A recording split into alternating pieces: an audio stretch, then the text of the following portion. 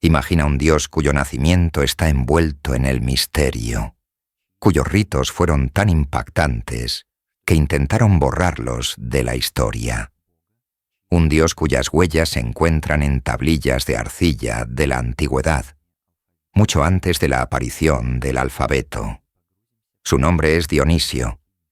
Nos sumergiremos en los rincones más oscuros del mito, desvelando conexiones que te harán dudar de todo lo que sabías sobre el mundo antiguo. Desde rituales impactantes, donde se rumoreaba que los participantes destrozaban seres vivos, hasta cruces inesperados con el judaísmo y el cristianismo primitivo que asombran la imaginación. Descubrirás por qué el Imperio Romano prohibió su culto en pánico y las autoridades destruyeron ciudades enteras. Desvelaremos cómo este Dios, que simboliza el vino y la alegría desenfrenada, llegó a estar conectado con los misterios más profundos de la vida, la muerte y la resurrección. ¿Estás listo para ver cómo un solo Dios pudo cambiar el curso de la historia, su influencia rastreable hasta nuestros días, en los lugares más inesperados? En este video, nos embarcaremos en un viaje que cambiará para siempre tu percepción del mundo antiguo. No te pierdas la revelación más impactante de los mayores secretos que hayas visto jamás. Conoce a Dionisio. Su aparición tuvo lugar en la orilla de un mar sin vida, en un cabo escarpado, como la encarnación de la juventud al borde de la madurez. Una ola de brisa le acariciaba el pelo, de un azul profundo, y sus hombros estaban cubiertos por un manto púrpura. De repente, como de las profundidades marinas, aparecieron ellos, hombres cuyos barcos se deslizaban sobre el mar color vino. Eran los tirsenos, guiados por el destino que les estaba deparado. Al notar la visión maravillosa, lo agarraron, colocándolo en su barco. Sus corazones se regocijaban, pues creían que ante ellos estaba el hijo de sangre real, un vástago del mismo Zeus, y anhelaban someterlo a una dura esclavitud. Sin embargo, los hilos con los que intentaron atarlo resultaron inútiles, y las varas de sauce, como si se derritieran, se le caían de las manos y los pies. Él simplemente se sentaba, iluminado por una sonrisa, con ojos del color del mar azul. «¿Qué fuerza, qué deidad habéis capturado?», exclamó el timonel, dirigiéndose a sus compañeros. «¿Qué clase de dios es este que intentáis atar? ¿Acaso el mismo Zeus, Apolo o Poseidón?». Y entonces se levantó el viento que llenó la vela, tensando las cuerdas al máximo. Lo que siguió a continuación habría dejado a cualquiera petrificado de asombro. En un instante, junto a la parte superior de la vela, a ambos lados, se enroscó una vid, cargada de racimos. Alrededor del mástil, como serpientes, se enredó una hiedra oscura salpicada de flores, una maravilla para la vista. Las ramas de la hiedra produjeron bayas, y los bancos de los remeros se adornaron con guirnaldas. En ese mismo instante, Dionisio se transformó en un león cuyo rugido partió la cubierta. Horrorizados, intentando escapar de su malvado destino, todos, sin excepción, se arrojaron de golpe al brillante mar salado. Dionisio, invocando su poder, los convirtió en delfines. Solo al timonel el dios tuvo piedad, diciendo: «Anímate, hombre radiante. Has agradado a mi corazón. Yo soy Dionisio, el tronador, hijo de Sémele, amada de Zeus. Conóceme, hijo de Sémele, de rostro hermoso. Mi mente no se aparta de ti, pues yo tejo la armoniosa canción de la creación». Dionisio, también conocido como Baco, Hacho, Sabacio, Liber, y bajo una docena de otros nombres en la mitología grecorromana, es una deidad que encarna los elementos naturales de la fertilidad y la vida vegetal. Sin embargo, es más conocido como el dios del vino y la juerga. Su nombre, descubierto en una tablilla de Lineal B, datada en el siglo XIII a.C., atestigua la presencia de su culto en el período micénico de la Edad del Bronce, pero los orígenes exactos de su culto siguen siendo desconocidos. Podría haber aparecido mucho antes. En varias leyendas relacionadas con su culto, Dionisio es constantemente retratado como una entidad de origen exótico. Para comprender cuán antiguo puede ser Dionisio, uno debe darse cuenta de que existió incluso antes de la invención del alfabeto, lo que dificulta su datación precisa. El lineal B es un sistema de escritura que utiliza un guión silábico para transcribir el griego micénico, reconocido como la forma más antigua de griego conservada. Este sistema existió varios siglos antes de la aparición de los alfabetos fenicio y griego.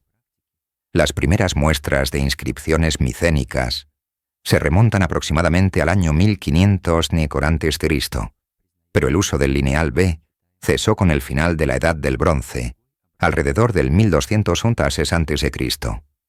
Dionisio aparece en este período.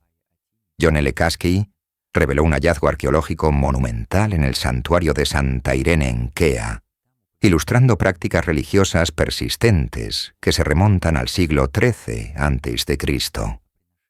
La dedicación más antigua registrada en este santuario reconoce a Dionisio como un dios venerado. Otro ejemplo ejemplar de una inscripción en lineal B, encontrada durante las excavaciones en la plaza Agia Atini, en la colina de Casta, sirve como una representación significativa de los ritos religiosos minoicos tardíos. Allí se mencionan Duus, Zeus y Digus, Dionisio. Esta inscripción relata una ofrenda de miel a Zeus y Dionisio e indica la presencia de un santuario dedicado a Zeus y Quidonia, Zeus, cuyo genitivo dios está históricamente vinculado con el prefijo dio en griego antiguo, que significa Dios. Esto sugiere que las diversas formas del nombre pueden apuntar al Dionisos original. En el siglo VI a.C., Ferécides de Siros sugirió que Nisa, una antigua palabra que designa un árbol, estaba posiblemente vinculada con el monte Nisa, el mítico lugar de nacimiento del dios Dionisio, donde fue cuidado por ninfas llamadas náyades. Quizás esta palabra está conectada tanto con el árbol como con el monte Nisa. Homero describe: existe una vez Nisa, una montaña alta, densamente cubierta de cedros, en Fenicia, a lo lejos, cerca de las aguas egipcias. Un vaso creado por Sofilos atribuye los nombres a las náyades. Algunos eruditos antiguos ubicaron a Nisa en Beocia, la patria de la madre de Dionisio, Sémele. Las montañas Helicona y Eleife, en el pueblo de Eleife, se consideraron posibles ubicaciones. Tracia fue otro lugar potencial, quizás debido a la temprana veneración del dios en esa región. El Cáucaso, otro lugar sugerido, se encontraba en la frontera oriental del mundo conocido, ya que se creía que Dionisio había entrado en Grecia desde el este. En el siglo V a.C., Heródoto de Halicarnaso conocía una montaña llamada Nisa, ubicada en Etiopía, posiblemente refiriéndose a Jebel Barkal, un lugar donde los antiguos nubios hacían sacrificios a Amón. Mica de Calatía, que vivió aproximadamente al mismo tiempo que Heródoto, parece haber adoptado esta idea, trasladando a Nisa a Arabia, posiblemente vinculándola con una deidad árabe conocida por los griegos como Oralia. Diodoro Sículo cita a Antimaco, pero también documenta una tradición que sitúa a Nisa en Libia. Este traslado pudo haber sido motivado por la veneración de Sadaría en las colonias fenicias a lo largo de la costa libia. Además, Diodoro relata antiguas tradiciones que sitúan el nacimiento del dios en varios lugares, incluyendo Élide, Egipto, Naxos o Teos.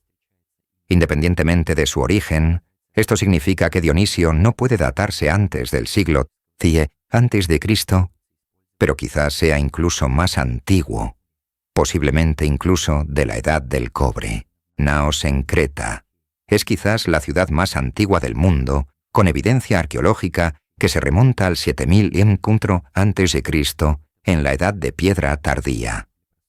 Esta isla es rica en cobre y es uno de los principales lugares posibles para el comienzo de la Edad del Cobre, que comenzó alrededor del 4000 a.C. Los minoicos prosperaron en este período. El lineal B, donde se encuentra el nombre de Dionisio, se considera generalmente que se desarrolló a partir del lineal A, una escritura jeroglífica que los minoicos utilizaron en una de las formas de escritura más antiguas de la Tierra.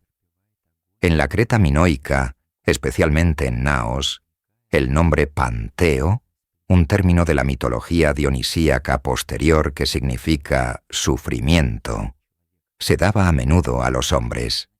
Era un nombre común para la clase baja. El filólogo húngaro Kerenyi sugirió que la asignación de tal nombre a un niño probablemente implicaba una conexión espiritual sustancial, quizás como una decodificación para el mismo Dionisio, quien, según su mitología, es una deidad destinada a soportar y luego superar el sufrimiento. En narraciones posteriores, Panteo sufre agonía por orden de los discípulos de Dionisio, insinuando una profunda interconexión espiritual. Según el análisis de Kerenyi, él sugiere además que el término «hombre que sufre» se refería originalmente a la deidad, antes de ser atribuido a individuos específicos, a medida que la narrativa evolucionaba. Carla Ruck señala que Penteo y Dionisio son un reflejo uno del otro. En la famosa obra del siglo VI a.C., Las Bacantes, de Eurípides, la historia de Penteo está estrechamente relacionada con la de Jacob y Esaú. En ambas historias, el derecho de primogenitura es usurpado por Jacob o Dionisio a otros miembros de la familia.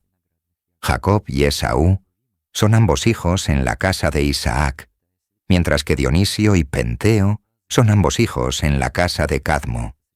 El nombre Jacob en hebreo, Yaakov, es sorprendentemente similar a un nombre alternativo de Dionisio, que es Yajos, volviendo a las palabras de Homero. Existe una vez Nisa, una montaña alta, densamente cubierta de cedros en Fenicia, a lo lejos, cerca de las aguas egipcias. Heródoto también afirma que solo dos dioses, adorados por los árabes en la región del Sinaí, eran Dionisio y Afrodita. A lo largo del Antiguo Testamento, las imágenes dionisíacas están presentes por todas partes.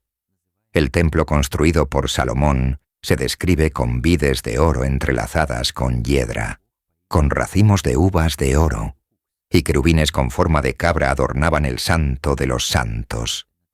Sátiros y vides con hiedra y racimos, una combinación que hace que la imagen dionisíaca sea inconfundible. El propio Dionisio es representado como un sátiro con cuernos, liderando un ejército de sátiros en la batalla, y llevan coronas de hiedra. Muchos autores romanos y griegos también creían que los judíos adoraban alguna forma de Dionisio. Volveré a este tema cuando hable del Dionisio asiático, conocido como Sabacio. Los oráculos caldeos declaran: Dionisio o Baco fue llamado por los caldeos Iaco en fenicio, y a menudo se le llama Sabat, como aquel que está sobre las 7 esferas, llamado el demiurgo. En el reino nabateo, el análogo de Dionisio era un gran dios llamado Dushara, o Dukux, el que Deshara, por el nombre de una montaña que se eleva sobre Petra en Arabia. Se esperaba que Dushara trajera justicia si se le invocaba a través del ritual correcto. Epifanio de Salamina escribe sobre Dushara como nacido de una virgen llamada Kabú, que se equipara con la reina del inframundo, Perséfone. Esto es interesante porque el Dionisio de la región del Mar Negro nació de Cubaba, más tarde conocida como Cibeles, y a menudo se la equiparaba con Perséfone. Esto también aparecerá más adelante en el video. La razón por la que sabemos que Dushara estaba relacionado con Dionisio es porque también tenía un templo en el sur de Italia, que se usó hasta el siglo I. Está representado con sus vestimentas habituales, sosteniendo un tirso, que Dionisio sostiene. Dionisio también es considerado por Heródoto, Diodoro, Dionisio de Halicarnaso, Estrabón, y en los himnos órficos y homéricos, el equivalente del dios egipcio Osiris. Más sobre esto más adelante. Todos estos factores demuestran que la religión dionisíaca de la Edad del Bronce estaba tan extendida que posiblemente se practicaba de alguna forma en todo el mundo, en todas las culturas que cultivaban la uva.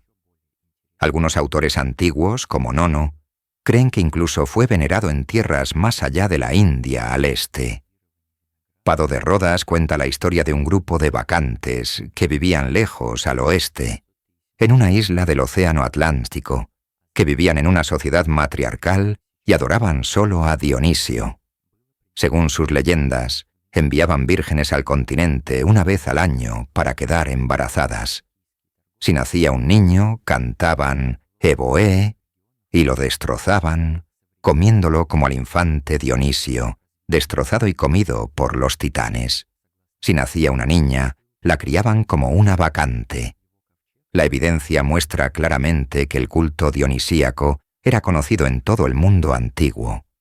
Otros posibles orígenes de Dionisio, sus raíces tracias de la región del Mar Negro y el Cáucaso, otro reino antiguo que floreció en la Edad del Cobre, son aún más interesantes y convincentes.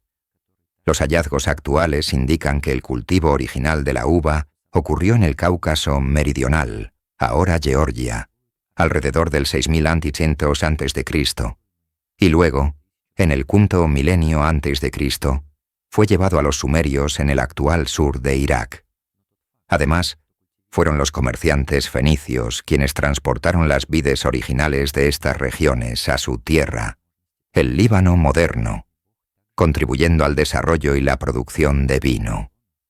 Según la Biblia, Noé fue el primer viticultor. Su arca, según la Biblia, hace unos 5000 años, encalló en el monte Ararat, en esta región exacta donde se descubrió el cultivo de la uva. La evidencia del dios de la vid en la forma de Sabacio era considerada la más antigua y venerada entre los capadocios y frigios, quienes también veneraban a la gran madre Cibeles. Se cree que Sabacio y Cibeles son marido y mujer. Existe evidencia arqueológica de esto que se remonta al 6000 a.C., en forma de cubaba.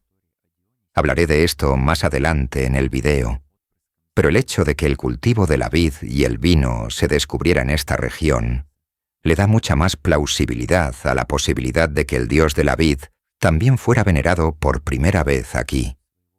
Según Cicerón, existían al menos 5 tradiciones diferentes de Dionisio, como él afirma en De Natura Deorum, escrito en el siglo I a.C. en latín. Tenemos varios portadores del nombre Dionisio. El primero es hijo de Júpiter y Proserpina.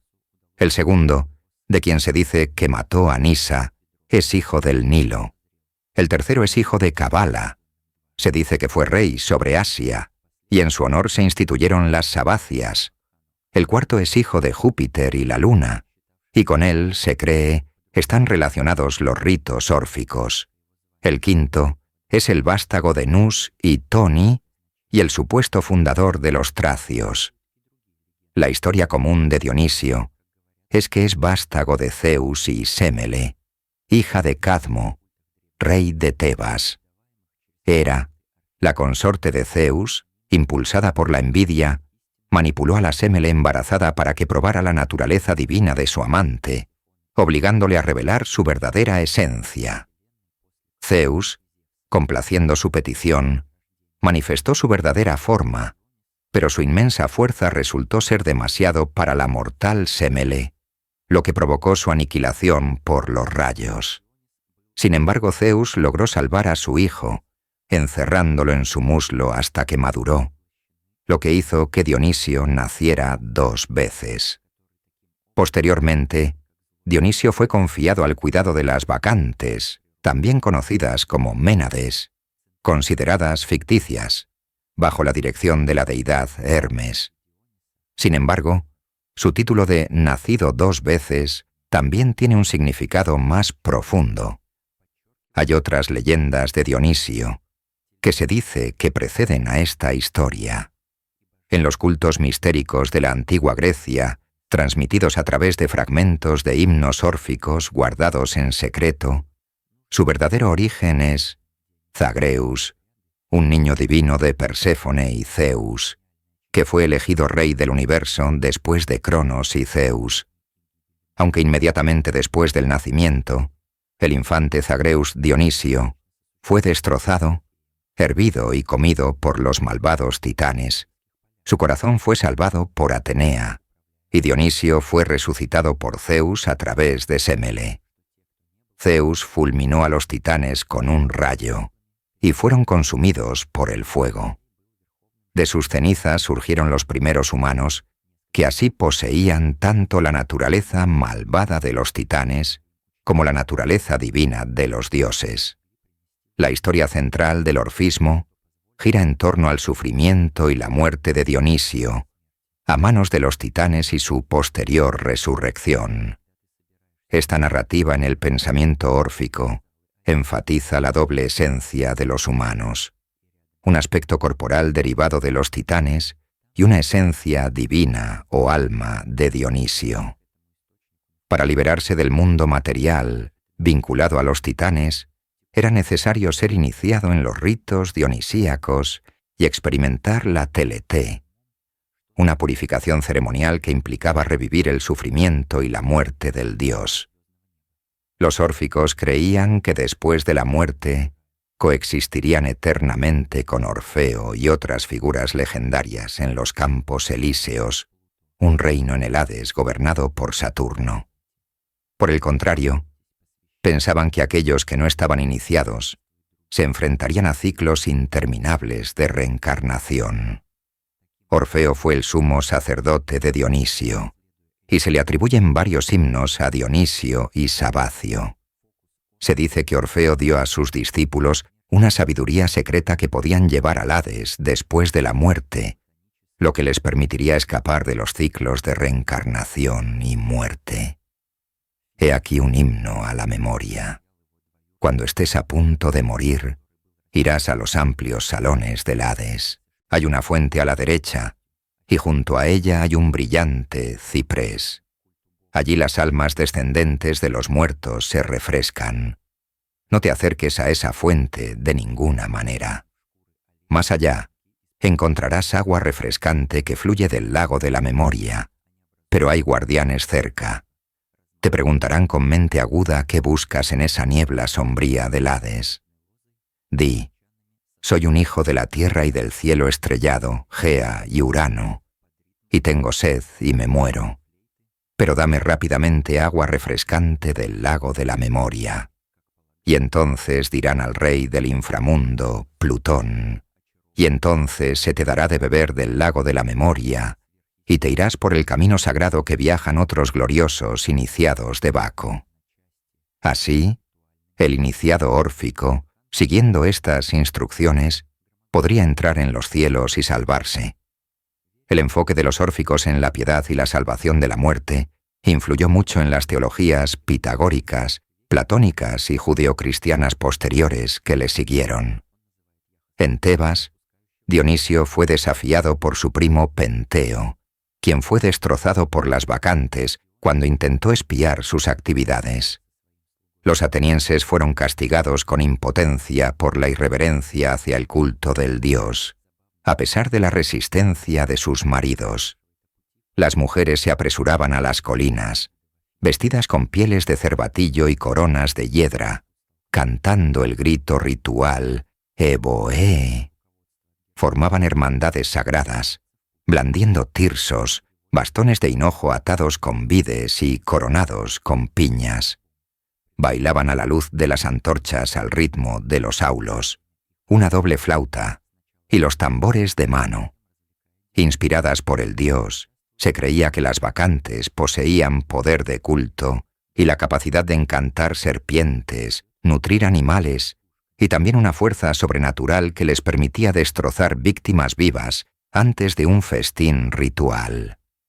Las bacantes veneraban al dios bajo los títulos de el tronador, el nacido, el audaz, creyendo que encarnaba al animal sacrificial. Aristófanes escribió Las ranas en el siglo a.C., narrando la historia de Dionisio, a quien llama Yaco, descendiendo al Hades para resucitar a los muertos.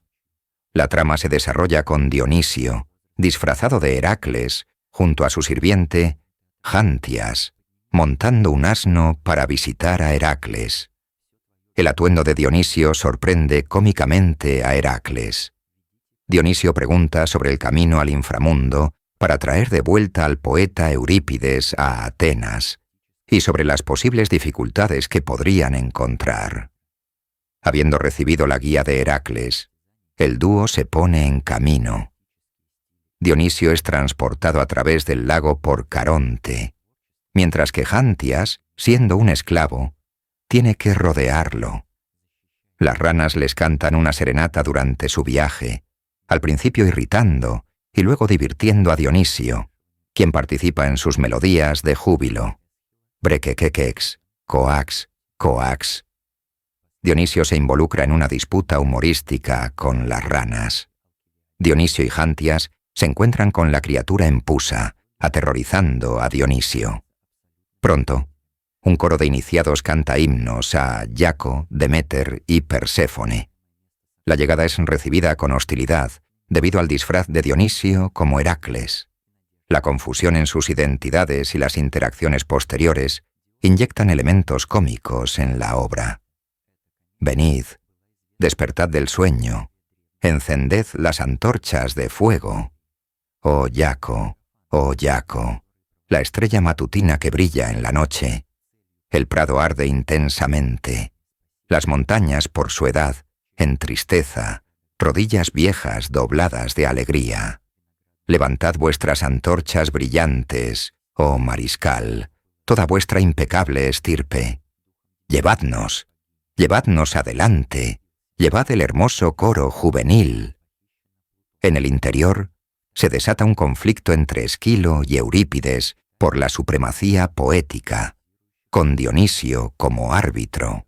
Una serie de debates y concursos revelan sus diferentes estilos y filosofías poéticas, con Eurípides presentando su obra como más moderna y comprensible, mientras que Esquilo defiende la grandeza y profundidad de sus composiciones. Incapaz de decidir, Dionisio recurre a pesar sus versos, lo que lleva a la victoria de Esquilo debido a los profundos temas de su obra. Posteriormente, se solicitan reflexiones sobre el político Alcibíades a ambos poetas. Finalmente, Esquilo es declarado el vencedor absoluto, y el grupo se retira a un festín. Esquilo deja su respetado lugar a Sócrates al irse al mundo de los mortales, concluyendo con elogios a Esquilo y esperanzas de su sabio consejo a Atenas. Dionisio resucita con éxito al poeta muerto. Esta comedia fue conocida por muchos como una alegoría de los antiguos misterios eleusinos.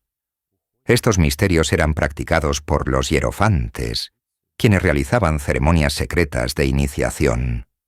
El propósito de la iniciación era obtener la salvación y la vida eterna mediante la participación en los ritos de Dionisio y Deméter, que representaban la vid y el grano.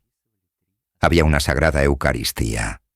El vino era el espíritu de Dionisio, y el pan era el espíritu de Deméter, una diosa de quien Zeus se enamoró, y cuya hija, Perséfone, fue secuestrada por Plutón.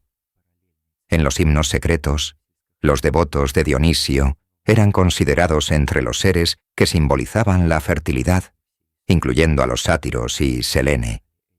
El falo ocupaba un lugar significativo en sus ceremonias. Dionisio a menudo adoptaba una apariencia salvaje y animal, y encontraba una conexión con una fauna diversa. Sus símbolos distintivos incluían una corona de hiedra, el tirso y el cantaros, una gran copa con 2 asas. Las primeras representaciones griegas lo mostraban como un hombre barbudo, pero las representaciones posteriores lo mostraban joven y frágil. Las escenas de las celebraciones báquicas eran un tema común para los pintores de vasos.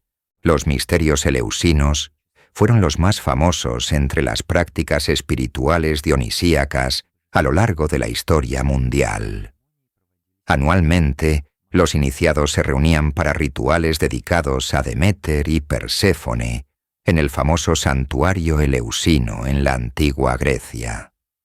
Estos ritos, a menudo descritos como las prácticas religiosas secretas más renombradas de la antigua Grecia, tienen sus raíces en una antigua tradición agrícola, lo que indica su evolución a partir de las ceremonias del período micénico de la Edad del Bronce. Los rituales reflejaban la narrativa del secuestro de Perséfone por Plutón, el rey del inframundo, y detallaban 3 etapas principales: el descenso, la persecución y la ascensión, culminando en la reunión de Perséfone con Deméter. Esta celebración fue un evento central en el período helenístico y luego encontró su lugar en Roma. Ceremonias paralelas se ven en las comunidades agrícolas de Oriente Medio y Creta.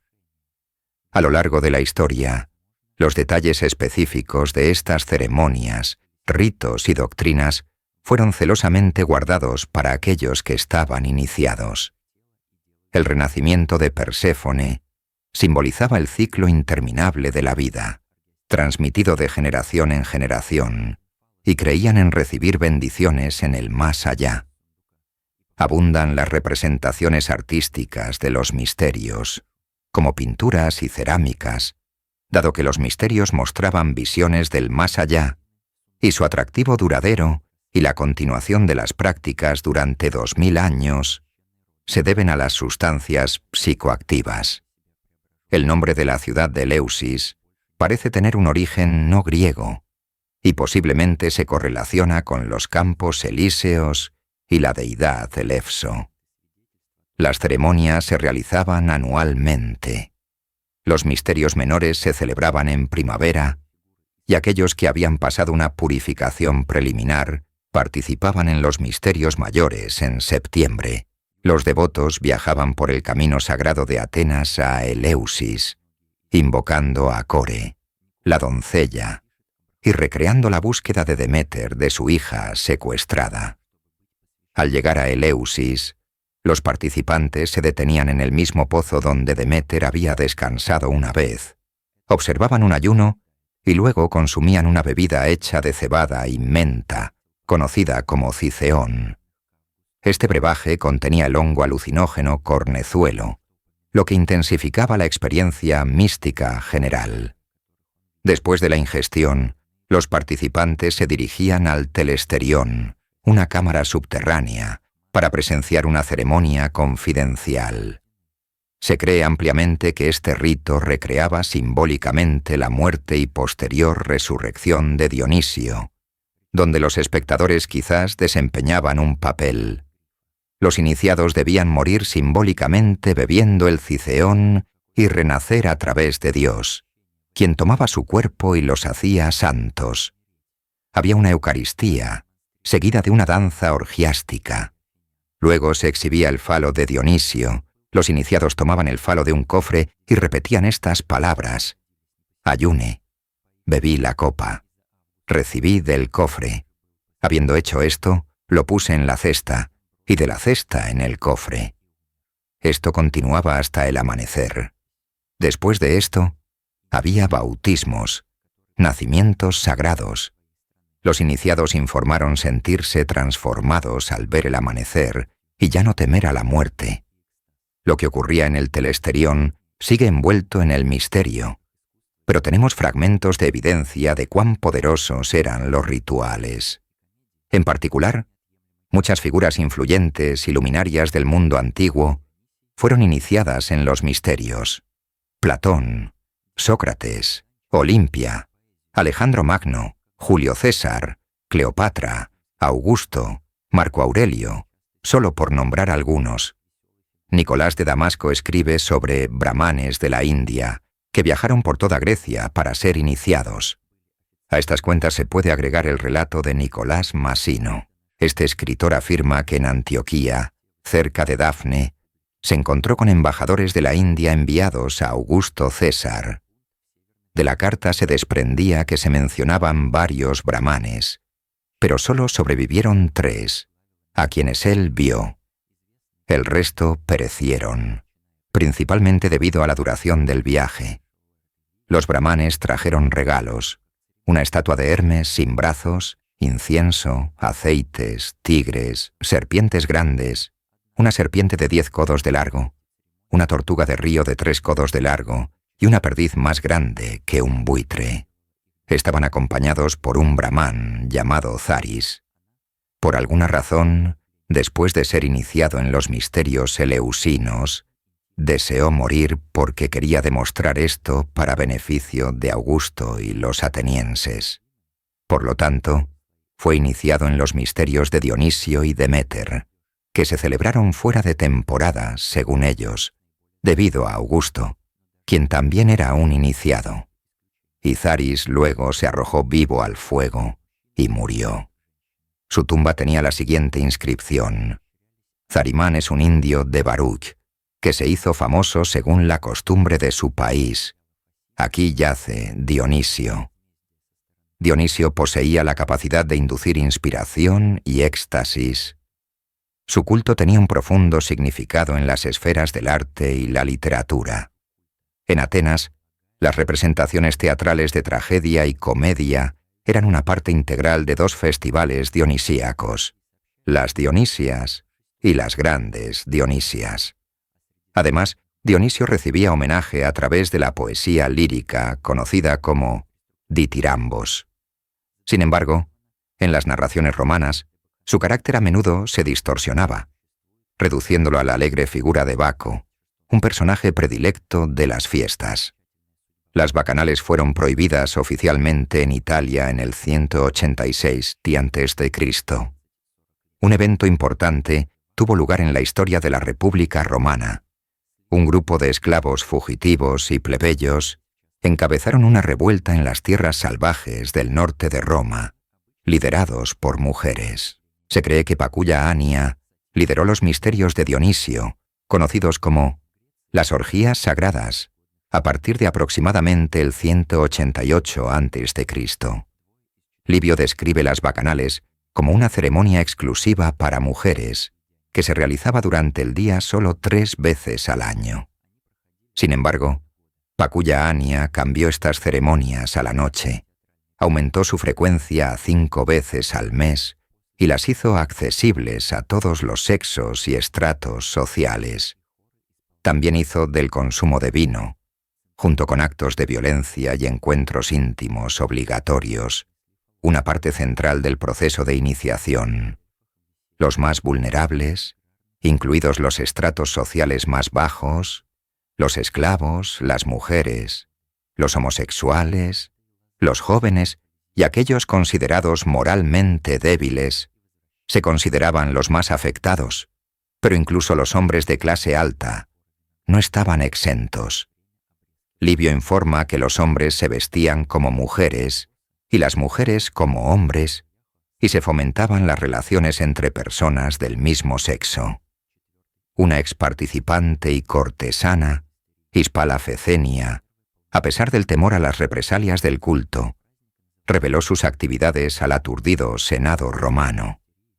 Después de un examen minucioso, el Senado tomó medidas para desmantelar el culto, creyendo que esta acción evitaría una inminente retribución divina sobre Roma. Livio informa que aproximadamente 6.000 personas fueron ejecutadas, y entre los detenidos se encontraba Minos Carinus, el hijo de Paculla. La ley contra o la reestructuración del culto está documentada en el Senatus Consultum de Bacchanalibus, que aún existe y los prohibió en el 186 a.C. El destino final de Paculla sigue siendo un misterio. Los festivales de Baco fueron prohibidos durante los siguientes 20 a 40 años. Debido a esto, Los festivales de Baco, influenciados por las Dionisias griegas, se fusionaron con el antiguo festival de Liber y se celebraron en privado de manera similar al antiguo Burning Man. Por lo general consistían en un abundante consumo de vino, música, sátiros y concursos de poesía. En Grecia había 4 festivales anuales de Dionisio: las Dionisias, las Leneas y las Antesterias. 2 de los 4 se llamaban Dionisias, las Dionisias rurales y las Dionisias urbanas.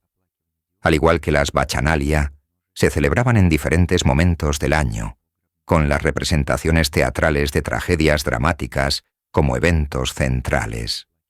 Una vez que terminaban las obras, se llevaban a cabo concursos de danza y canto, y los coros interpretaban ditirambos. El evento central era la procesión de la Pompe, en la que los falos eran llevados por los falóforos. Las Leneas tenían lugar en Delfos en la primavera como un festival agrario. Se celebraban en un momento crítico para apaciguar el despertar de la naturaleza, especialmente la uva y la vid, simbolizadas por el propio Dios, su muerte y regreso del inframundo. Aunque no era el momento de la cosecha, sino más bien el momento de la poda de las vides. Los visitantes saludaban a Iachus, el hijo de Semele, Eboge Iacus, Saba, Eboge Iacus, Saba, llevando antorchas por la noche. El cuarto y último festival dionisíaco es la Antestería, que se celebraba en la primera luna llena del invierno. Los 3 días de fiesta se llamaban Pitoigia, Choes y Chitroi. La Antesteria también tenía aspectos de un festival de los muertos. La gente lamentaba la muerte de Dionisio. Si recurrimos a la antigua edad del cobre de Sumeria, encontraremos varias características dionisíacas entre varias deidades. Nanshe, cuyo nombre significa Señor del Buen Árbol, tiene una correspondencia etimológica exacta con lo que Ferécides de Siros creía que significaba Dionisio, Dios del árbol. Fue una deidad mesopotámica de la vegetación, el inframundo y a veces la guerra. Se le asociaba comúnmente con serpientes, libaciones y vino. Al igual que Dumuzi, se creía que pasaba parte del año en la tierra de los muertos. Ningal está relacionada con Dumuzi debido a sus características compartidas como deidades de la vegetación que sufren la muerte. El dios Damu parece ser una sincronización de Nanshe y Dumuzi. Se cree ampliamente que Dumuzi fue llevado al Líbano y Siria por los asirios en la Edad del Hierro y se le llamó Adonis, pero su conexión con Dionisio precedió a esta evolución. Tanto Dionisio como Adonis son lamentados ritualmente en los ritos de los sirios, los fenicios y en Delfos, donde el lamento por Dionisio tenía lugar al pie del monte Delfos, donde se encontraba su tumba. Los iniciados en los misterios eleusinos también practicaban el lamento ritual por Dionisio. También vemos rituales similares de lamento por Osiris, Asclepio y Adonis, todos ellos posiblemente sentando las bases para el lamento por Jesús. Curiosamente, los sumerios también lamentaban ritualmente la muerte de Dumuzi y Nanshe.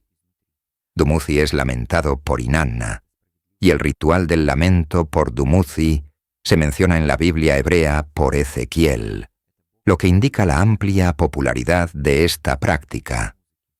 Luego me llevó a la entrada de la casa del Señor, que está al norte, y he aquí, allí estaban sentadas mujeres llorando a Tamuz. Ezequiel, el lamento llamado en el desierto, mencionado por los primeros griegos, mencionan ambas deidades, Nanshe y Dumuzi, como objetos de lamento. Esta conexión también se refleja en los textos astrológicos. Algunos lamentos incluso equiparan a Nanshe y Dumuzi como entidades idénticas, dadas sus funciones como habitantes del inframundo. Hay casos en los que ambos están conectados con Gilgamesh. En una narrativa mesopotámica media de Apapu, Ningal es retratada como una de las dos guardianas de la morada celestial de Anu, compartiendo este papel con Dumuzi. Esta historia parece sugerir que, después de la muerte, estas dos deidades residen en las esferas celestiales en lugar del inframundo, o que se turnaban para descender y ascender. Tradicionalmente, se creía que la desaparición tanto de Nanshe como de Dumuzi ocurría anualmente entre mediados del verano y mediados del invierno. Lo que es tan interesante de esto es el dualismo similar que vemos en Dionisio y Apolo. Los calendarios atenienses de la época clásica representan a Apolo y Dionisio como señores de las dos estaciones principales. Creían que después de la cosecha, Apolo se dirigía al norte, a las tierras de los hiperbóreos, y tocaba su música, evocando la aurora boreal invernal.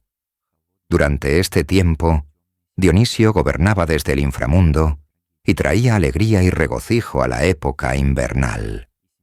Luego, en la primavera, la muerte y el sacrificio de Dionisio provocaban el crecimiento de las cosechas, y Apolo gobernaba desde los cielos, y su luz era una bendición para todo el verano hasta la cosecha.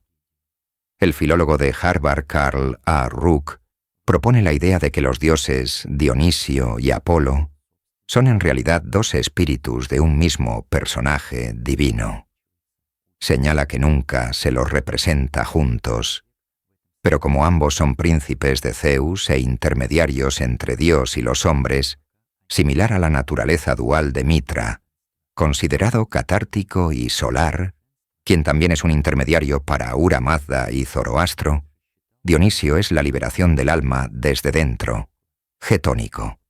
Apolo es la justicia que desciende desde arriba, celestial.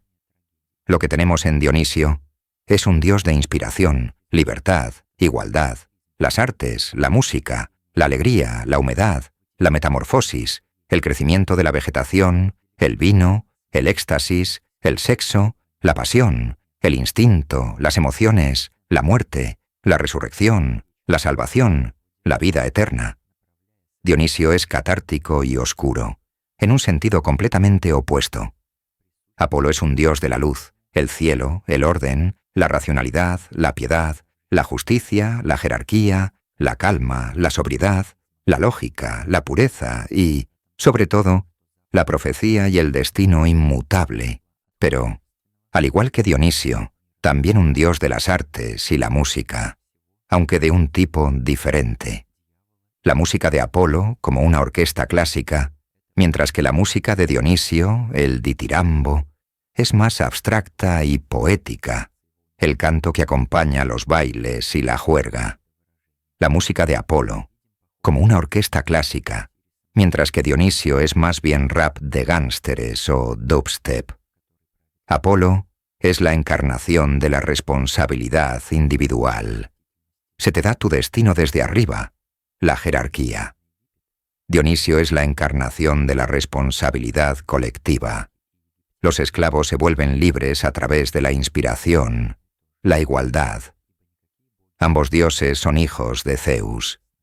Dionisio está asociado con el inframundo y la humedad que cultiva las cosechas desde debajo de la tierra, mientras que Apolo está asociado con los cielos y la luz que desciende.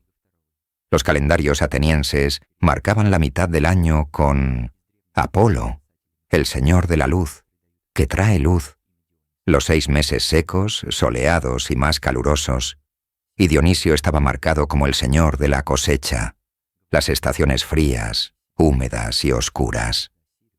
Friedrich Nietzsche, en El nacimiento de la tragedia, hace una excelente comparación de estos dioses y la relación simbiótica entre ellos, como yin y yang, cuya unidad original entre la locura dionisíaca y el orden apolíneo puede producir un estado fisiológico que permite la creación de la tragedia. La vida misma es una tragedia. En este estado el hombre enriquece todo de su propia abundancia. Todo lo que ve, lo que desea, aumenta, aprende, se fortalece, se sobrecarga de poder. El hombre en este estado transforma las cosas hasta que reflejan su poder, hasta que se convierten en un reflejo de su perfección. Este impulso de transformación hacia la perfección es arte.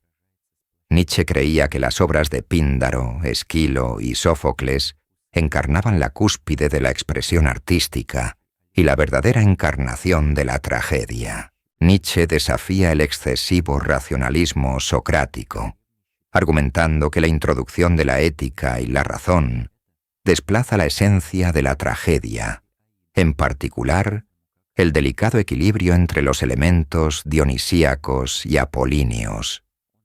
Este énfasis en la razón fue perpetuado por Platón en sus diálogos, guiando al mundo moderno a priorizar la razón sobre las energías artísticas inherentes al contraste apolíneo y dionisíaco. Nietzsche también creía que el cristianismo, al que llama platonismo para el pueblo, fue el resultado de que la cultura occidental se alejara demasiado del mundo artístico y trágico de Saturno, que se convirtió en el símbolo de todo lo demoníaco y malvado, el diablo o el anticristo. Saturno es el horror o la aniquilación del principio de individualidad, y al mismo tiempo, el que disfruta de su aniquilación. Es pura liberación y libertad de expresión. Vemos una dicotomía similar entre Osiris y Set, ambos hijos de Amón. Set es el dios del desierto seco que gobierna en verano, y Osiris es el dios ctónico y catártico de la humedad, la vegetación y la oscuridad. Cuando miramos a Egipto, para Dionisio ya no se necesita especulación, porque tanto griegos como egipcios creían que Osiris y Dionisio eran lo mismo. Porque ningún dios es adorado por todos los egipcios en común, excepto Isis y Osiris, a quienes amo según dicen, es Dionisio. Estos son adorados por todos de la misma manera. Osiris en griego es Dionisio. Heródoto, libro segundo. Osiris traducido es Dionisio, y de los antiguos escritores griegos de mitología, algunos dan a Osiris el nombre de Dionisio, Serapis, o con una pequeña alteración de la forma, Sirio. Humalas en su himno báquico dice de nuestro Dionisio, brillante como la estrella Sirio, con un ojo de fuego en cada rayo, mientras que Orfeo dice, y por eso los hombres lo llaman el resplandeciente, Osiris y Dionisio.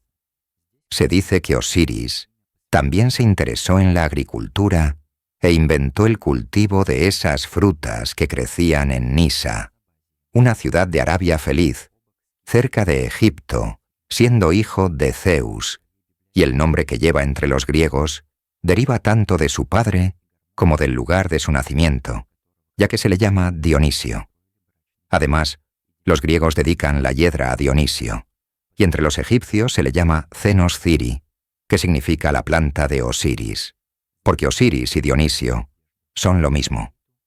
Plutarco, sobre Isis y Osiris. Heródoto dice que algunos dicen que Osiris también es representado con un manto de piel de ciervo sobre los hombros, imitando el cielo salpicado de estrellas. Este dios, que lleva piel de ciervo, cultiva frutas y lleva hiedra, es más que suficiente para entender por qué los antiguos consideraban a Dionisio y Osiris como el mismo dios. Esto nos lleva a Plutón, o Hades, también conocido como Dispater por los romanos, a veces llamado muerte. Él es comúnmente asociado con Osiris por razones obvias. Ambos son gobernantes del inframundo que juzgan a los muertos pesando el corazón. Pero resulta que Plutón y Dionisio estaban tan íntimamente conectados en los cultos mistéricos de los griegos. En algunos casos, Perséfone y Dionisio eran adorados codo con codo.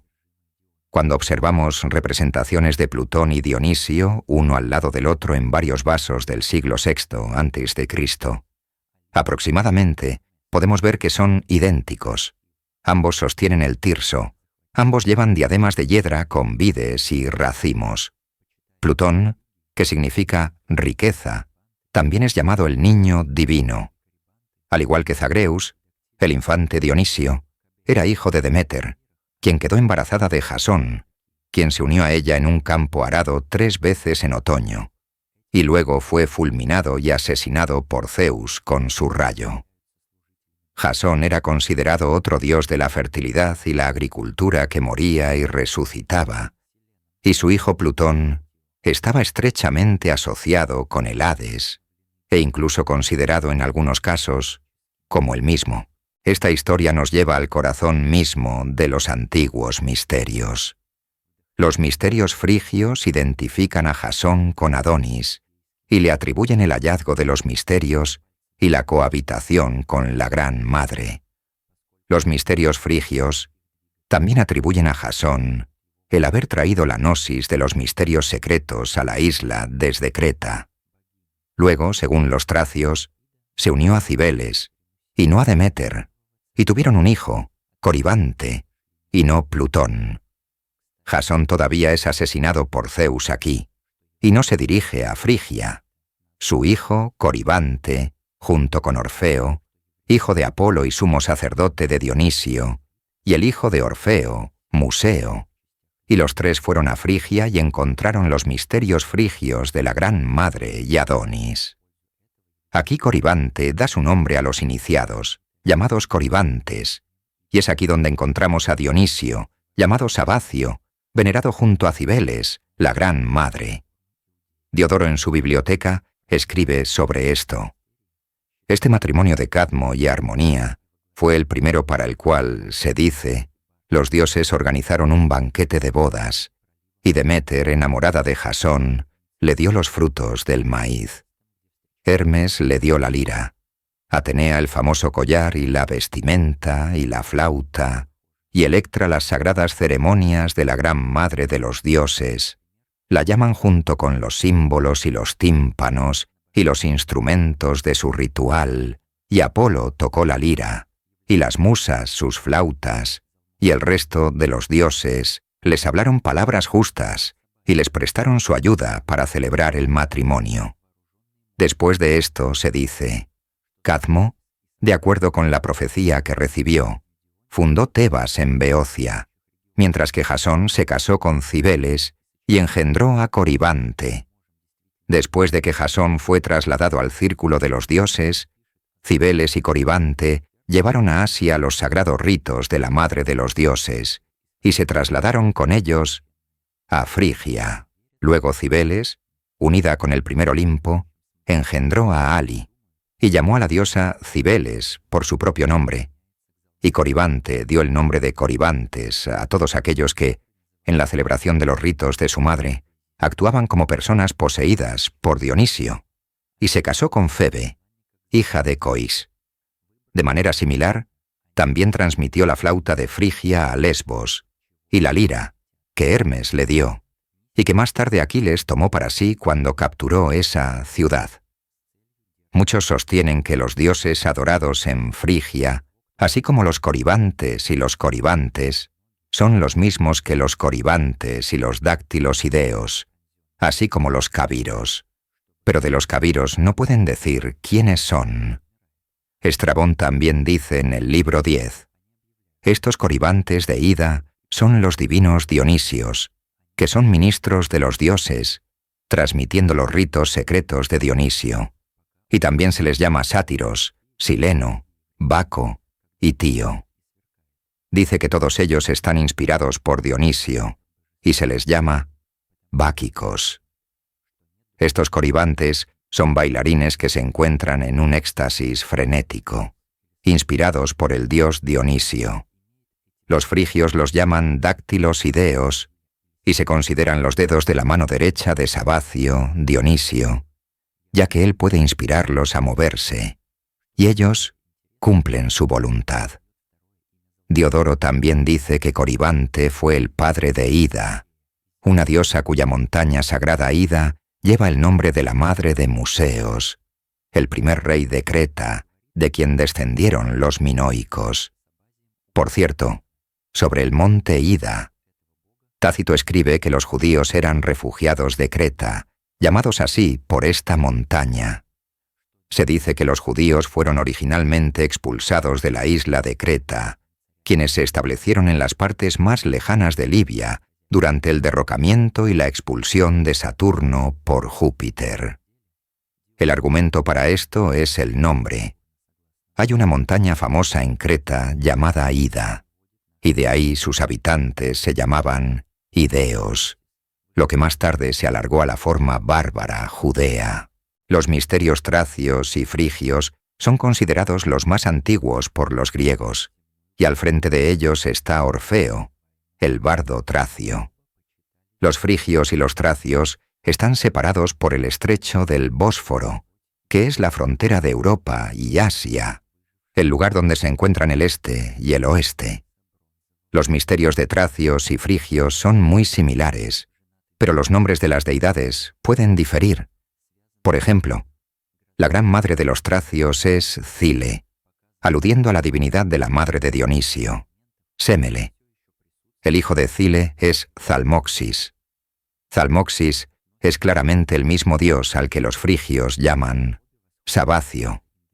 Ambos son representados a caballo, armados con rayos. Esto demuestra que Zalmoxis y Sabacio fueron influenciados por Dionisio en sus respectivas regiones. A través del análisis lingüístico y los escritos de Heródoto, podemos ver esto como un hecho. Heródoto escribe sobre Zalmoxis en el libro cuarto de sus Historias. Los getas son los más valientes de los tracios y los más sagrados. Creen que son inmortales, que viven para siempre en el siguiente sentido. Piensan que no mueren, y que el que ha muerto se une a Zalmoxis, un ser divino. Algunos llaman a este mismo ser Gebeleicis. Cada 4 años envían un mensajero a Zalmoxis, elegido al azar. Le piden que le diga a Zalmoxis lo que quieren. En este punto, la misión se realiza de la siguiente manera. Las personas que están allí, a propósito, sostienen 3 lanzas. Otros toman al que es enviado a Zalmoxis por sus manos y pies y arrojándolo al aire sobre las lanzas, si muere, traspasado, creen que la deidad les va a ayudar. Si no muere, entonces ese es él quien es acusado. Declaran que es un hombre malo, y después de acusarlo, envían a otro.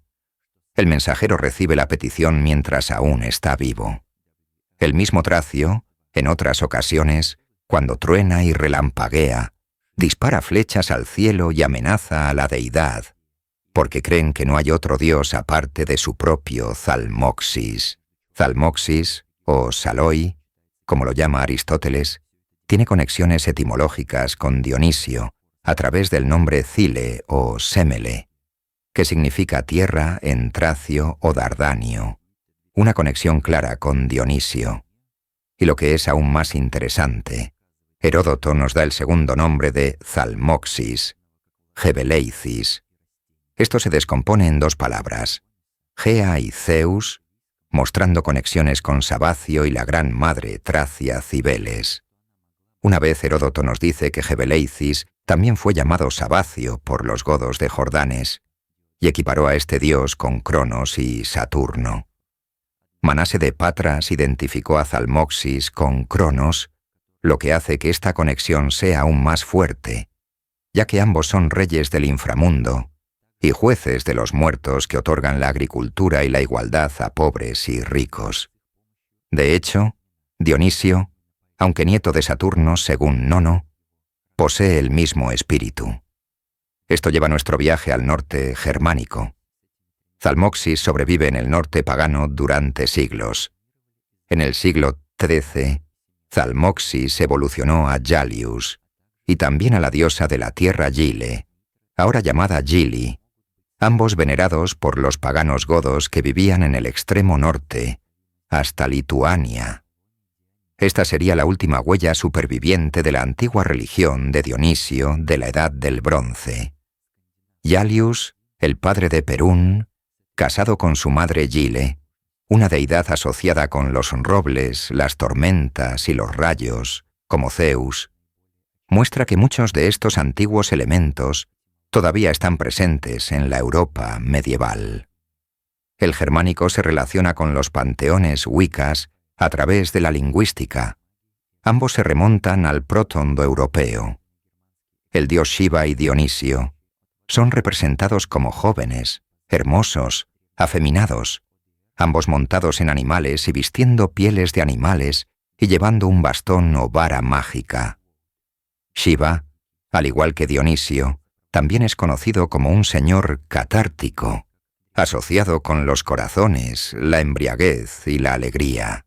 Los textos indios de los magones, conocidos como la Indica, escritos en la época de Alejandro Magno, en los que llama a Shiva el Dionisio indio, o alternativamente Eurídice. Llama a Dionisio el dios del este, debido a su uso similar del falo en los misterios y la embriaguez con la bebida sagrada. Khyaan y Soma quizás se hagan de manera diferente, pero su propósito era introducir a los iniciados en un estado de éxtasis para que pudieran recibir la inspiración del dios. Lo que es aún más sorprendente, cuando miramos a los frigios y a Dionisio, conocido como Sabacio, su nombre Saba Dios, tiene raíces protoindoeuropeas que se remontan a Sabadeva. Esto fue propuesto por Franz Cumont, un arqueólogo, historiador y profesor de filología belga, doctor en filosofía, que estudió a Mitra y Dionisio.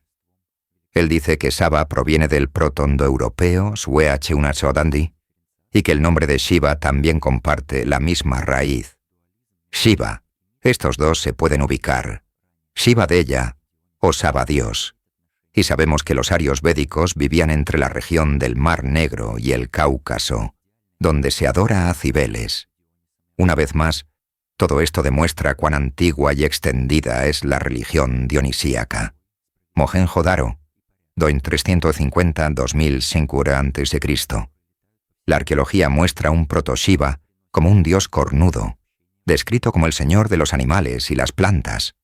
La forma más antigua de Dionisio, según Diodoro Sículo, proviene de Asia, y algunos afirman que podría haber sido de esta región, que también es cornudo y se llama Señor de la Ganadería.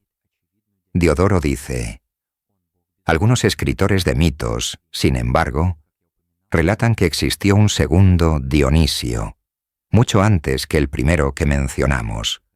Sabacio, dicen, también se distinguió por su virtud y fue el primero en intentar uncir bueyes y con su ayuda sembrar semillas. Es por esta razón que lo representan cornudo. La religión védica muestra una conexión directa con estos tres dioses lituanos medievales que evolucionaron de Zalmoxis, Zeus y Semele a través de conexiones lingüísticas y también de la propia mitología. Indra, Mitra y Varuna pueden estar conectados con estos tres. La dicotomía Mitra-Varuna es comparable a la dicotomía apolínea dionisíaca que expliqué antes.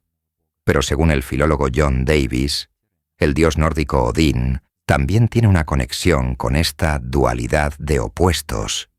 En mi opinión, la conexión de Odín con lo dionisíaco es la más obvia, especialmente si se considera la etimología de su nombre. Su nombre significa locura, la inspiración que guiaba a guerreros y poetas. Se asocia con la magia y la embriaguez.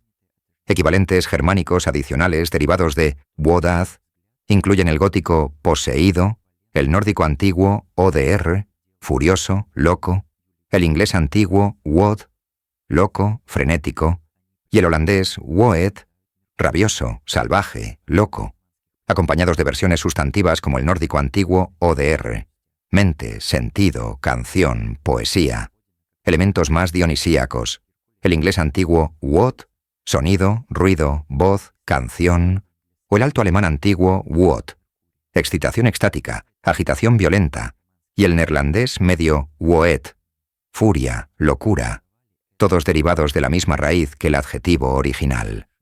También se pueden derivar las expresiones protogermánicas wodath, locura, furia, y wodanan, enfurecerse.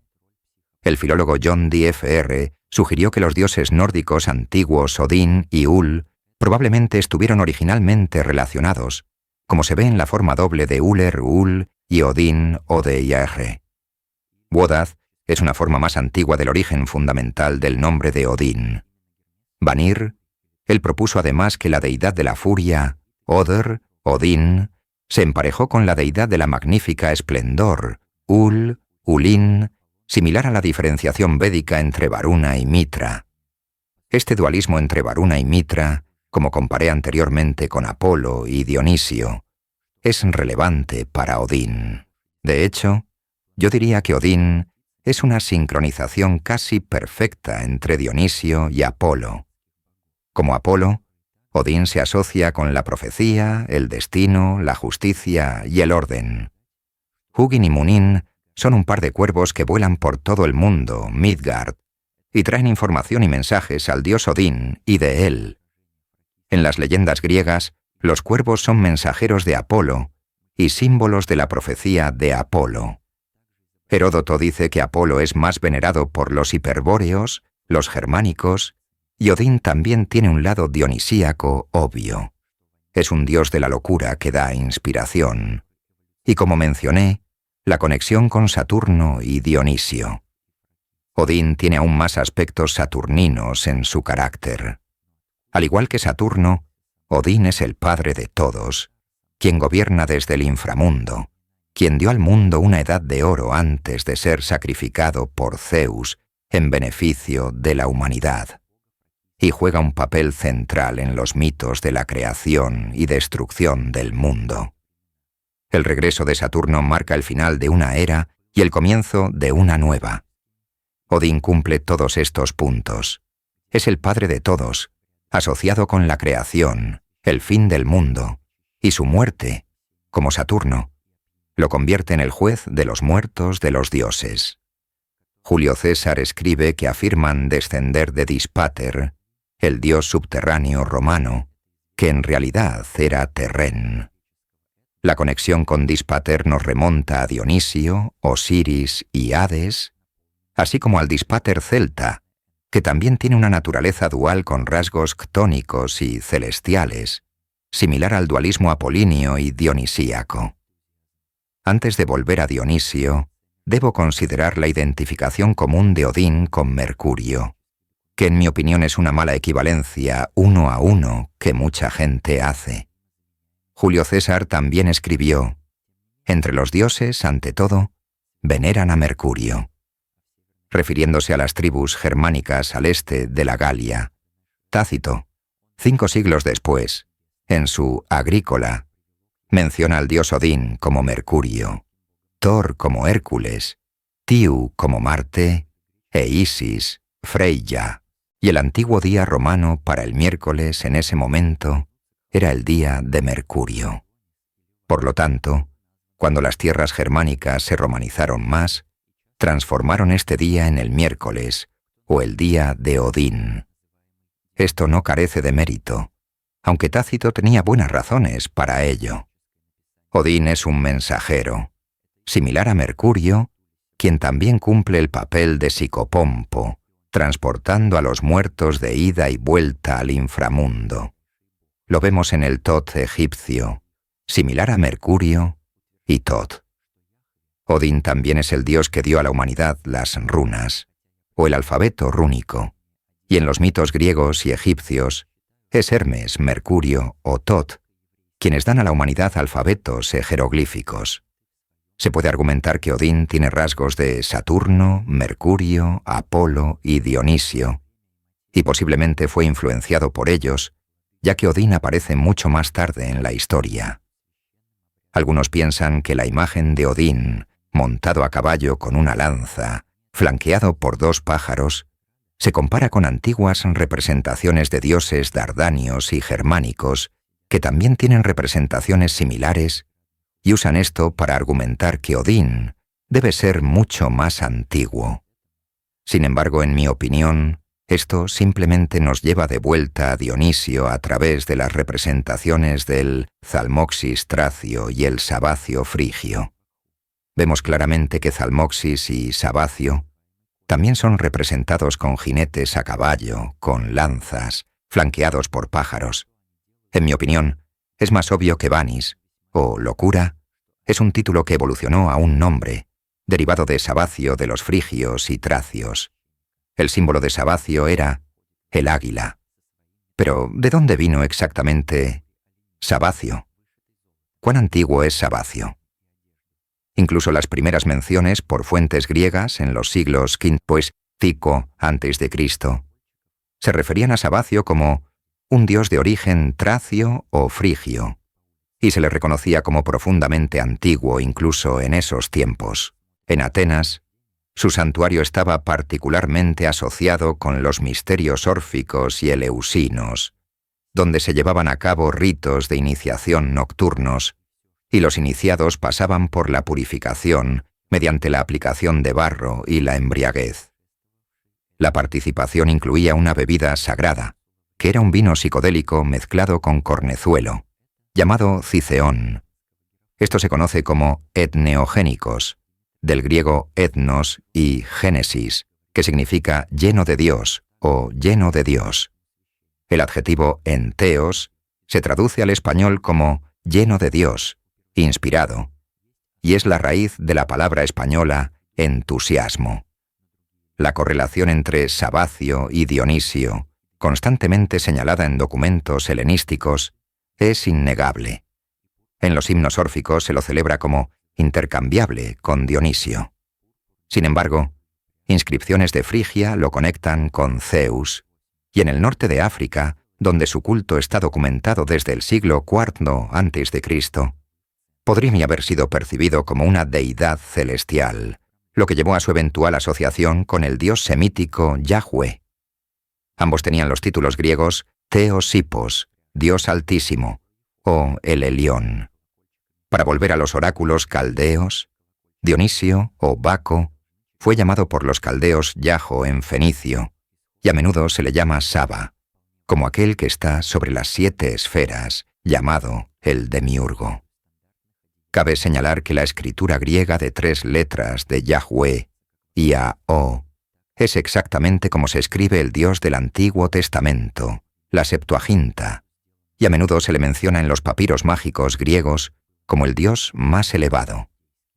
Plutarco en sus Symposiaca afirma que Yahweh es alguna forma oriental de Dionisio. Aunque reconozco que la comparación 1 a 1 es absurda, creo que tanto el Dionisio griego como el Yahweh judío comparten elementos comunes en su origen de la Edad del Bronce. Esto es lo que dice Plutarco. El tiempo y la materia del señorío más grande y sagrado de los judíos corresponden exactamente a los ritos sagrados de Baco, porque lo que llaman la fiesta que celebran en medio de la vendimia, sirviendo en sus mesas todo tipo de frutas, mientras están sentados bajo un tabernáculo hecho de vides y hiedra, y el día que precede inmediatamente a este, lo llaman el Día de los Tabernáculos. Durante varios días después de esto celebran otra fiesta, no lúgubremente sino abiertamente, dedicada a Baco, porque tienen una fiesta entre ellos, llamada Coria, de llevar palmas y torias, cuando entran al templo llevando el tirso.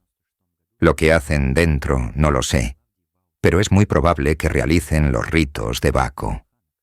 Lo primero se puede tomar de su sumo sacerdote, que en los días festivos entra en su templo con su metropolitano en un asno, en una piel de cierva bordada en oro, llevando cuentas y una vestidura que le llega hasta los tobillos. Además, tiene muchas campanillas pequeñas colgando de su vestidura, que hacen ruido cuando camina por las calles. Esto se corresponde con los sacerdotes eleusinos. Si nos fijamos en estas afirmaciones, Plutarco en realidad tiene razón. La ciudad de Pompeya fue destruida por un volcán durante la erupción del 79 d.C., y todo lo que allí se encontró es una clara evidencia arqueológica de la cultura anterior a esa erupción. Es como una cápsula del tiempo perfecta, encontrada en las excavaciones de Pompeya.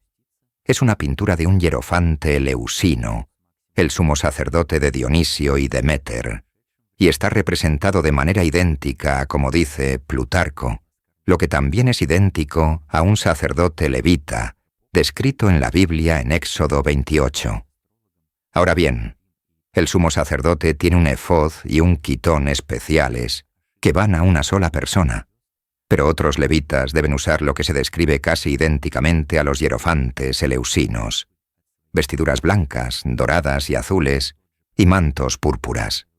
Deben usar hilo de oro, azul, púrpura y escarlata y lino fino. Éxodo 28.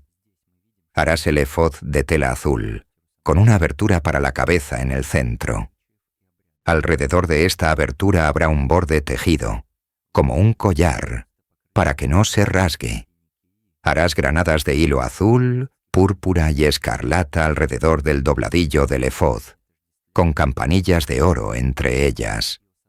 Las campanillas de oro y las granadas se alternarán alrededor del dobladillo del efod. Éxodo 28.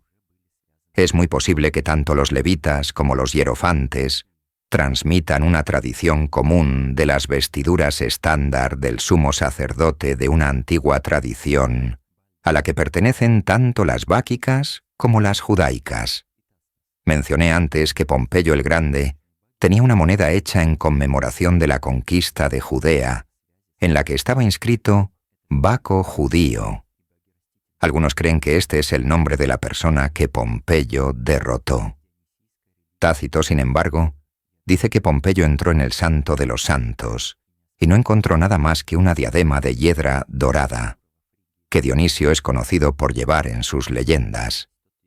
Algunos podrían preguntar, ¿qué pasa con el segundo libro de Macabeos que dice: además, en la celebración mensual del cumpleaños del rey, los judíos se vieron obligados por amarga necesidad a participar en los sacrificios, y cuando se celebraba el festival de Dionisio, se vieron obligados a marchar en su procesión, llevando coronas de hiedra?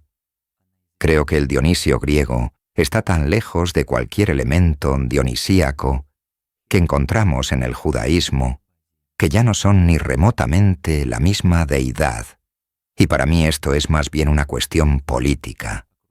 Cuando los romanos tuvieron su propia versión de Dionisio, Liber, o el Libertador en latín, y sabemos que estuvo presente en Alba Longa en el 496 a.C., cuando Apio Claudio prometió juegos sagrados en su honor. Sin embargo, un grupo de vacantes de fuera del culto romano todavía fue prohibido en el 186 a.C., debido a los problemas políticos y sociales que causaron al Senado. El mismo Dios, sacerdocio opuesto, que causa problemas. De hecho, Antíoco Epifanes, quien según el segundo libro de Macabeos estableció una procesión de Dionisio en Jerusalén, también parece haber encontrado algo interesante. Manase de Patras escribió que Antíoco Epifanes saqueó el templo en el 164 a.C. y encontró una estatua de oro de un hombre montado en un asno.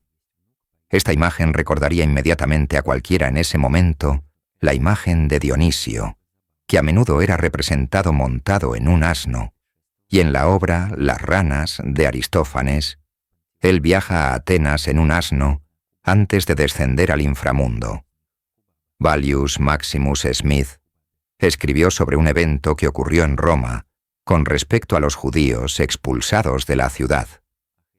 Gnias Cornelio, el pretor, un gobernante en el año del consulado de Marco Poplio, emitió un edicto ordenando a los astrólogos que abandonaran Roma e Italia en 10 días, ya que a través de una interpretación errónea de las estrellas, estaban difundiendo mentes volubles y tontas, obteniendo así ganancias de sus falsedades. El mismo pretor que obligó a los judíos que intentaban infectar la costumbre romana con el culto de Júpiter Sabacio a regresar a sus hogares. Aquí vemos que los romanos equiparaban a Yahweh con Júpiter Sabacio, probablemente debido a sus costumbres y ritos similares. Hay una cierta montaña Nisa, alta, densamente cubierta de cedros en Fenicia, a lo lejos, cerca de las aguas egipcias. Se especula que los romanos identificaron al Yahweh Sebaot o Io Sabacio judío. Esto podría ser simplemente un uso incorrecto de la lingüística, pero también podría significar que Sabacio y Sabat-O ya estaban relacionados de alguna manera.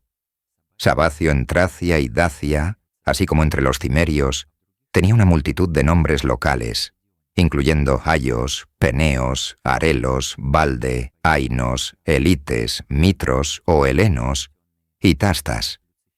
Todos estos diferentes dioses de diferentes lugares del mundo cimerio demuestran conexiones innegables con Sabacio y Dionisio. Todos son dioses del éxtasis y dioses de la vegetación, y esto muestra cuán extendida estaba la religión dionisíaca de la Edad del Bronce. Creo que la evidencia es irrefutable e innegable. La gran figura materna en Frigia se encuentra en la arqueología, datada en el 6000 a.C. Nótese, es una representación de una diosa de la Edad de Piedra, custodiada por 2 leones.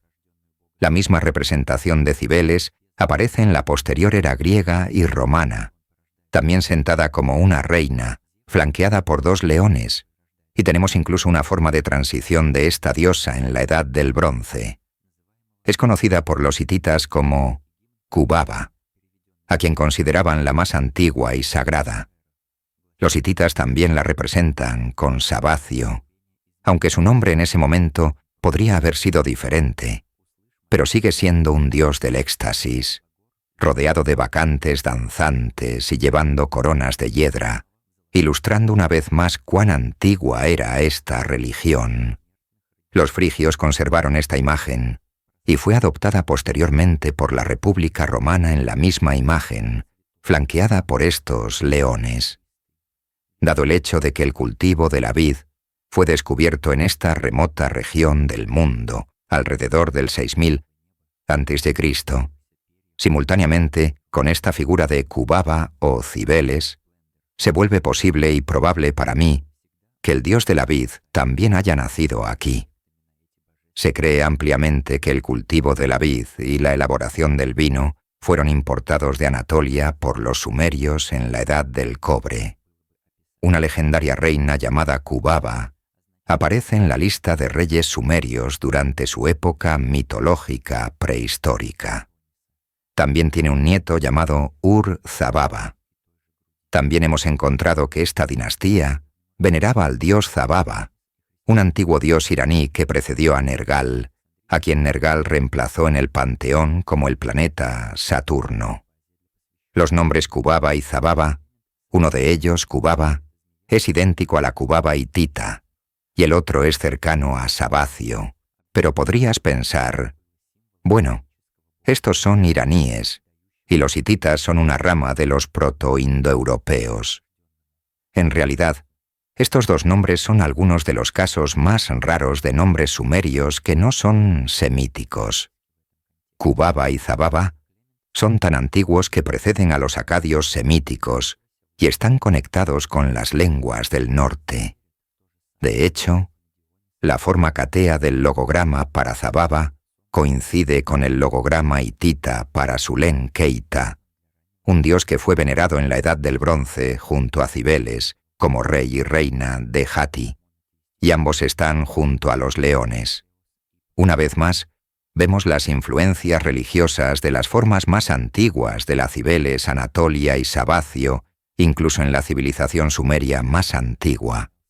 En Frigia, Sabacio era considerado el consorte, y en algunos casos, el hijo de la gran madre Cibeles. Nono dice, Hermes, en la forma eterna del primogénito Fanes, cruzó la cordillera con paso más rápido que ella, llevando al niño nacido Dionisio doblado en sus brazos, y se lo entregó a Rea, Cibeles, la nodriza de los leones y el padre de Zeus. Sabacio es en algunos casos el padre de Dionisio, y en otros casos, Sabacio es Dionisio. Dionisio también tiene un hijo con Afrodita llamado Príapo. Dionisio y Afrodita, entrelazados, se llamaban Lucifer, y Príapo, el niño sagrado. De nuevo, otro título que vemos para Dionisio. Príapo era el protector de los huertos, y algunos piensan que los gnomos están relacionados con los gnomos de jardín. Su trabajo es guardar los jardines. Príapo es representado con un falo grande, debido a que el falo dionisíaco era un símbolo sagrado de los antiguos misterios y los secretos internos. En los himnos órficos, Príapo también es llamado Fanes, y Fanes es llamado el Santo Príapo. Los himnos órficos conectan al dios primogénito Fanes, que sale del abismo, no nacido y sin padres, y él engendra a Urano, Cielo, Saturno, Zeus y Dionisio, quien engendra a Príapo. Los órficos conectan a estos dioses como un solo dios, llamado la mónada. El himno órfico a Protógono, traducido por Thomas Taylor del siglo III a.C., dice: a Protógono Fanes, el incienso de mirra, oh poderoso Protógono, primogénito, escucha mi súplica. Huevo doble, Ellogor, Lucifer y vagabundo aéreo, toro rugiente, gloria en alas doradas, de la casa de la cual brota la raza de los dioses en manantiales mortales. Érico Púos, gloriosa fuerza, inexpresable, todo brillante, tu flor, la niebla oscura, pura, toda esplendor expansivo, luz pura y sagrada. De aquí danzas, llamadas la gloria del cielo, en alas ondulantes vuelas por el mundo. Príapo, ojo oscuro, esplendor genial, propicio, rey siempre bendito, con aspectos alegres en estos divinos y sagrados ritos, resplandor propiciatorio. Los órficos fueron de los primeros en producir lo que podría describirse como tendencias monoteístas, lo que significa que todos estos dioses, desde Fanes hasta Príapo, el hijo de Dionisio, son un solo espíritu, y todos están en el mismo seno. Esto me lleva a mi última sección, Dionisio y el cristianismo. Clemente de Alejandría dice: el Dios en el seno es el contrapaso de los misterios de Sabacio para los iniciados. Clemente informa: es una serpiente que pasa a través del seno de los iniciados. El huevo órfico, con una serpiente que lo envuelve, era un símbolo del dios órfico Dionisio, que da su inspiración a Orfeo, a Fanes, el primogénito, y a Dionisio, el último príncipe, que engendra a Príapo. Y lo que dice Clemente de Alejandría en este contexto. Clemente compara a Jesús como hijo de Dios, estando en el seno de Dios Padre, como los frigios creen lo mismo con respecto a Dionisio y Sabacio, quienes son Dios Padre e Hijo en el seno. Frigia era una región próspera para el cristianismo primitivo en esta época. Sabacio evolucionó hacia una forma monoteísta más platónica media, llamada Theos Hippos. Los hipsisteros eran un grupo que vivía en Capadocia y Frigia, que veneraban a este dios sin imágenes en el templo, y él era representado como un águila. El águila, como su símbolo, tiene raíces en sus primeras formas. Gregorio de Nacianzo fue una vez un iniciado hipsistero que se convirtió al cristianismo cuando se casó con Santa Nonna. Y por supuesto, fue conocido como un teólogo trinitario que contribuyó significativamente a la idea de la Trinidad, que se convirtió en la deidad cristiana. Para los frigios, Dionisio y Zeus eran uno. Zeus Sabacio, con un espíritu saturnino que los unía. Estas ideas están fuertemente inspiradas en la teología zoroastriana. En los oráculos caldeos, con algunos pasajes atribuidos a Zoroastro, Pitágoras, otros a Platón, y el resto atribuidos a teóricos neoplatónicos que vivieron en la corte de Marco Aurelio, se encuentra el siguiente pasaje. Todo es gobernado por el Padre en el seno de la tríada inteligible. Y de nuevo, el Padre desgarró cada espíritu de esta tríada. Perín dijo: la cúspide de lo inteligible es la tríada inteligible, que contiene en sí misma la causa y la esencia de todas las tríadas. Así, el que se conoce a sí mismo, lo sabe todo, como afirmó por primera vez Zoroastro en sus Gatas, y luego Platón en el primer Albano. Todas las cosas son la prole de un fuego, de una naturaleza divina. La mónada es la primera, donde mora la mónada paterna. La mónada se expande, lo que engendra dos, el logos, una luz nacida. Es el operador que otorga fuego que da vida. Llena el seno vivificador del ángel, Helión, el ángel amor, Eros, que primero salió del intelecto, revestido de fuego, conectado con el fuego. El padre Saturno se apartó rápidamente de toda conexión con la materia. La díada se sienta con Júpiter y parpadea secciones intelectuales junto con el poder de gobernar todo. Dionisio, o Baco, fue llamado por los caldeos Yajo en fenicio, y a menudo se le llama Saba, como aquel que está sobre las 7 esferas, llamado el Demiurgo.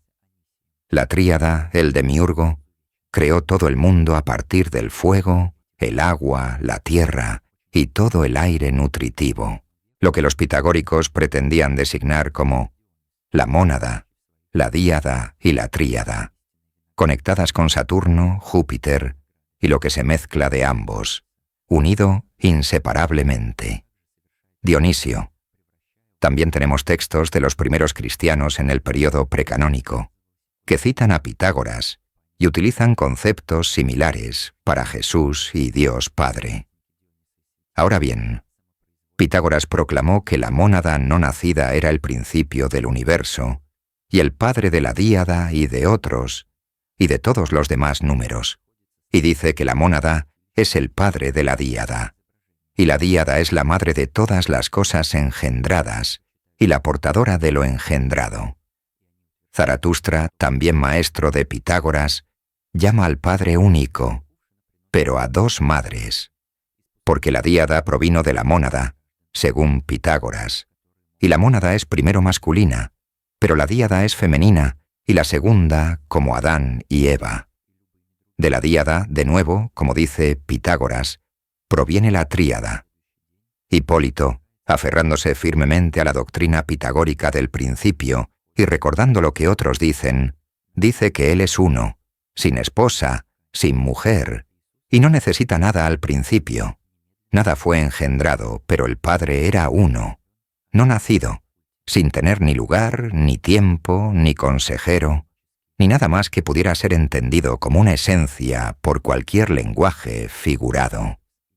Pero él era uno, solitario, como dicen, y reposó solo dentro de sí mismo, y cuando estuvo lleno de fruto, consideró oportuno engendrar y llevar a la perfección lo más hermoso y perfecto que tenía dentro, porque no le gustaba estar solo, porque él era todo amor, y el amor no es amor, si no hay algo que amar.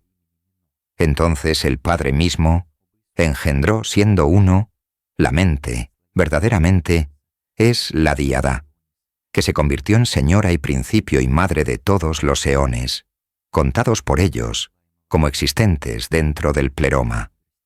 Pero Nus y Eloá, siendo proyectados por el Padre, una manifestación fructífera de lo fructífero, imitando al Padre, también proyectaron la palabra, el Logos y la vida, Zoe.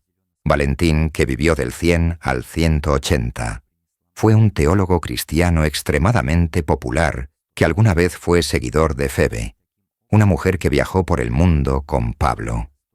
También fue el segundo candidato a obispo de Roma, después de la muerte del Papa Alejandro I de Thury, perdiendo una votación reñida ante el siguiente Papa, Aniceto.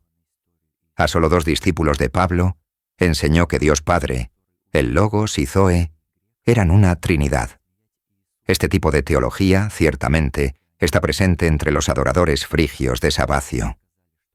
Atis, el eunuco frigio que murió y resucitó por la bendición de Cibeles y Sabacio, también fue identificado con Dionisio en varias fuentes, porque Coribante fue raptado por Plutón, es decir, el Sol, que desciende bajo tierra durante la siembra, pero Dionisio comienza a brotar según las condiciones de la fuerza, que, siendo joven, está oculta bajo tierra, pero produce frutos hermosos y es un aliado de la fuerza en la flor, simbolizada por Atis, y en el corte del grano maduro, simbolizado por Adonis. Poetas. Clemente de Alejandría dijo: porque estos 2 idénticos fanes, habiendo tomado este cofre, en el que se guardaba el falo de Baco, lo llevaron a la ciudad aturea de mercaderes y nobles comerciantes. Verdaderamente vivieron allí como exiliados, dedicándose a difundir la preciosa doctrina de su superstición y presentando los símbolos fálicos en el cofre para que los tiranos los adoraran. Y algunos creen, no sin razón, que por esta razón Dionisio fue llamado Anisio, porque fue mutilado. La unidad entre estos hijos de Dios fue muy popular. Para el siglo I, Jesús es retratado en los evangelios como el nuevo Dionisio, diciendo en sus parábolas: «Yo soy la vid verdadera, mi padre es el labrador», y derrocando a Dionisio como la vid. También realiza milagros, convirtiendo el agua en vino, lo cual fue una leyenda que alguna vez se contó sobre Dionisio. Panias dice: «Los andrios afirman que cada año en la fiesta de Dionisio el vino fluye espontáneamente del santuario». De nuevo en el libro sexto dice: «Entre el ágora y el Menón, en la ciudad de Élide, hay un antiguo teatro y un santuario de Dionisio. La imagen es obra de Praxíteles. Los elidios veneran a Dionisio con la mayor reverencia y afirman que el dios visita su festival. 3 cántaros son llevados al edificio por los sacerdotes y se bajan vacíos en presencia de los ciudadanos y extranjeros que puedan encontrarse en el país. Las puertas del edificio son selladas por los propios sacerdotes y por cualquier otro que pueda estar inclinado a ello. Al día siguiente, se les permite inspeccionar los sellos, y al entrar en el edificio encuentran los recipientes o cántaros llenos de vino». El milagro en las bodas de Caná.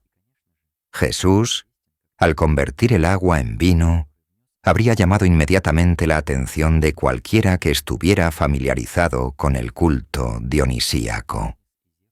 Las ideas de la Trinidad o la Tríada son completamente platónicas y mucho más antiguas que el cristianismo. La idea de que Saturno, Zeus y Dionisio son uno, flanqueados por un ejército de ángeles, es lo que vemos en el cristianismo con Jesús, el Padre y el Espíritu Santo. Incluso los propios cristianos en el siglo II, donde vemos evidencia de que hacen estas comparaciones, notando la similitud entre Jesús, Dionisio o Jesús y Atis. De hecho, un cristiano del siglo II llamado Nono, un predicador, cantó un himno sobre Jesús que decía: «Sea el bendito niño de Cronos, o el hijo de Zeus, Dionisio, o de la gran Rea, Atis, la estrella de la mañana de Rea». Los asirios llaman al deseado Adonis, toda la sabiduría egipcia es Osiris, cuerno celestial masculino, los setianos te llaman Adán, los corfianos Coribante, los frigios Padre, a veces Dios muerto, o infructuoso, o Apos, o la espiga de la cosecha recién cortada, o el fruto que Magdalena trajo, hombre, trompetista, Jesucristo. Y así, los elementos dionisíacos están tan extendidos a lo largo del tiempo que evolucionan hacia nuevos dioses y cultos en todo el mundo. Justino Mártir entendió cuán fuertemente esto había influido en la historia de Jesús y escribió: «El diablo, que enseñó estos misterios a los griegos para burlarse de Jesús». Los demonios, en consecuencia, cuando escucharon estas palabras proféticas, dijeron que Baco era el hijo de Júpiter, y declararon que él fue el descubridor de la vid, y atribuyen el vino o el asno a sus misterios, y enseñaron que, habiendo sido destrozado, ascendió al cielo. Apología de Justino. Justino entendió que estos símbolos eran dionisíacos, y por eso es el primer apologeta, porque lo que dice es completamente en defensa de su propia fe, que tiene razones políticas para adorar a Dionisio. La adoración de Dionisio continuó en los misterios eleusinos hasta el siglo V de Cristo, comenzando en el período micénico de la Edad del Bronce. Los cristianos no pudieron encontrar una mejor manera de reemplazarlos que adaptándolos de alguna manera.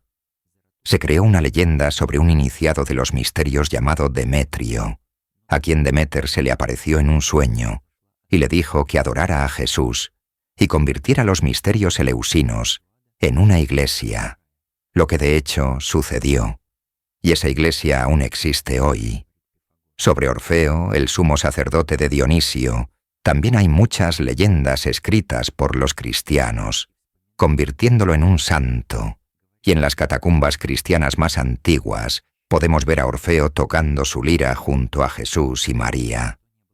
Orfeo también está presente en los oráculos caldeos de los siglos I y II, demostrando la estrecha proximidad del orfismo, el judaísmo y el cristianismo.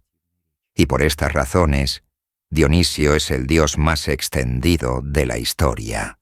Has alcanzado la verdadera gnosis,